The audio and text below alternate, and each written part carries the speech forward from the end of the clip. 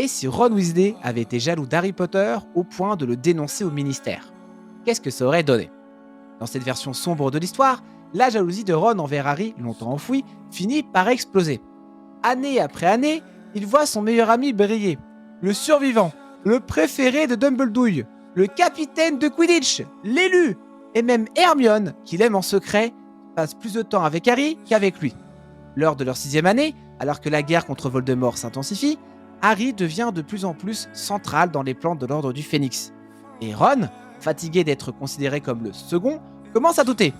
Et si Harry n'était pas si pur? Et s'il cachait quelque chose?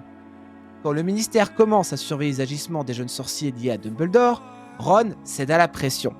Dans un moment de faiblesse ou de vengeance intérieure, il fournit des informations confidentielles, pensant peut-être que cela remettra enfin les compteurs à zéro.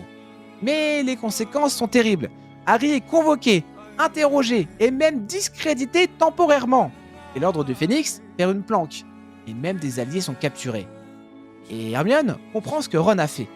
Leur trio explose. Comme son gros pétard! Ron réalise vite qu'il a commis l'irréparable. Ce n'était pas de la haine. C'était plutôt un cri de détresse, un besoin de reconnaissance mal dirigé. Rongé par la culpabilité, il cherche à tout prix à se racheter, quitte à mettre sa propre vie en danger pour réparer son erreur. Mais le lien avec Harry ne sera plus jamais le même. Une trahison, même involontaire, laisse une trace plus profonde que n'importe quelle cicatrice. Alors dites-moi maintenant ce que vous pensez de cette théorie dans les commentaires.